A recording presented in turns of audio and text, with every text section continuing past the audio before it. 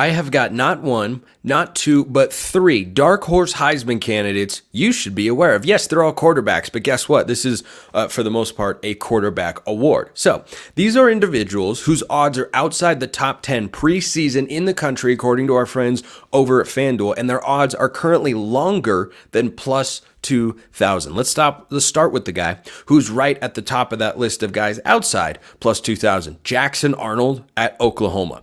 If you want to talk about a guy who has immense talent, put it on display in a very limited capacity, as in, one game really last year for the Sooners, but has the opportunity to catapult himself into the Heisman race, Jackson Arnold is absolutely in that discussion. Oklahoma's in the SEC. Their win total, again, according to our friends at FanDuel, is 7.5.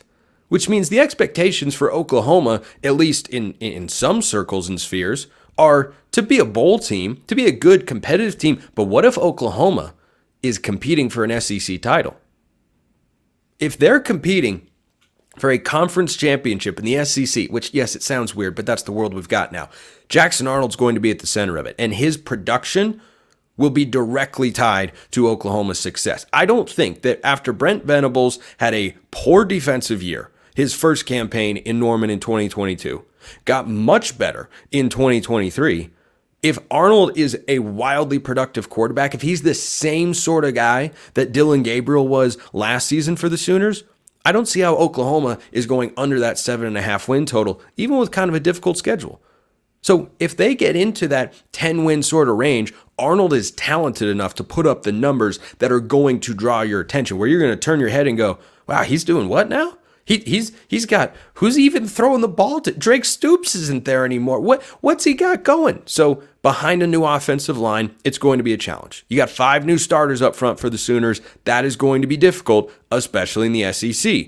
When you go up against teams that have got big time front fours, it could be a challenge. But if Arnold meets that challenge, you could see his odds get a lot shorter very, very quickly at plus 2,200. Next guy, Kade Klubnik. I think Clemson is one of the most interesting teams in college football. I think Nebraska is fascinating. I think USC, who we're going to get to in a moment, is interesting. But I would look very heavily at Kade Klubnik's Heisman odds, because this is a guy who's going into not his first, not his second, but his third year of college football, because last year was his first full year starting. And the year before that, he played several games. He started in the Orange Bowl against Tennessee. And, that was a year that, you can't really expect a ton from a true freshman getting thrown into that spot every now and then when DJ Uiagalelei was struggling. The now Florida State quarterback, DJ Uiagalelei. Don't forget that. His odds are on here too. I wouldn't go with DJ as a Heisman sort of guy. But for Clubnik, he is going to be able to combine rushing stats and tremendous throwing capabilities. And he's got an offensive coordinator in Garrett Riley, who I expect to have and feed kind of a bounce back year for Clemson. If they're going to think about the best Clemson teams. If you think Clemson is going to be an ACC or playoff or national title contender, well, Kade Klubnik is going to have to play at basically a Heisman level. Because when has Clemson been in the national championship discussion? Sure, they made a playoff with Kelly Bryant at quarterback, but primarily when they've been at their best, the system that Dabo likes to run, and also what Garrett Riley was calling with Max Duggan at TCU, who was, a Heisman finalist himself.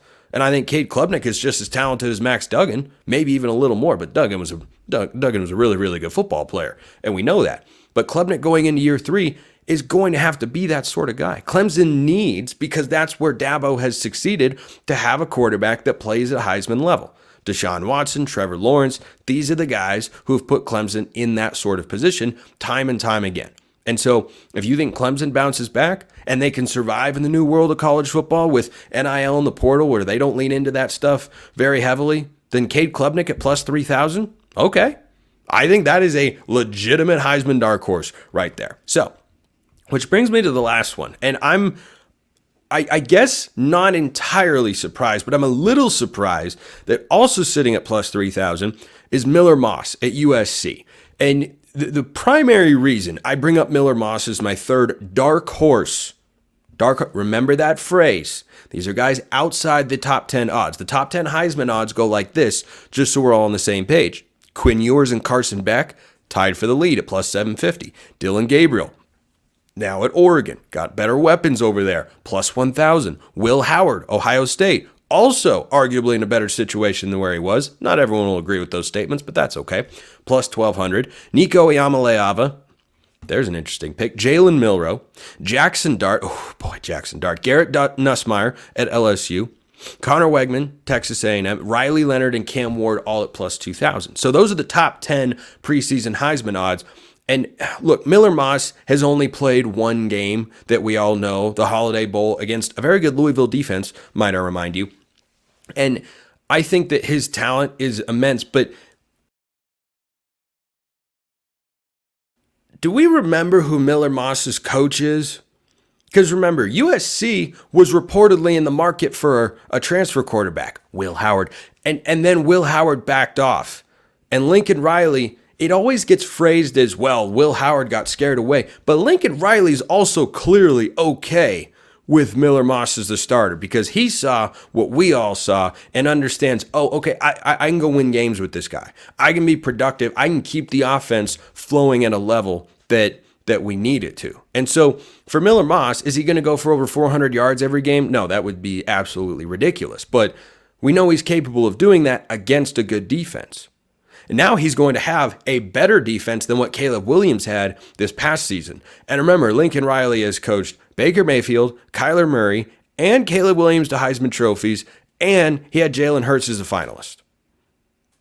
That's his track record as a head coach with quarterbacks. Not bad. I'm just saying it's pretty darn good. So when you talk about dark horse candidates in there, how can you ignore the quarterback of an offense that you know is going to be productive on a team that I am perhaps higher on than most? Their win totals is on FanDuel is 7.5. I think they're going over that in a millisecond. All right, it'll take a little bit longer than that, but you get what I mean. I think they're going over that total. They're going to be a good team. I think USC is a dark horse Big Ten contender. And I think that Miller Moss is a dark horse Heisman candidate because if you start contending in the Big Ten, it's going to be because of the quarterback. That's where Lincoln Riley, much like the Clemson situation with Cade Klubnik, that's when that program, that team, that coach has been at their best, when the quarterback is thriving. Miller Moss, Kade Klubnik, Jackson Arnold. I would look at all of those guys, young quarterbacks who could be poised for big seasons that include contending for college football's most prestigious individual honor. Because their talent, the production we have seen, I think that you've got a foundation. Now, team success is going to have to follow, but it always does. As dark horse candidates, I like all those guys.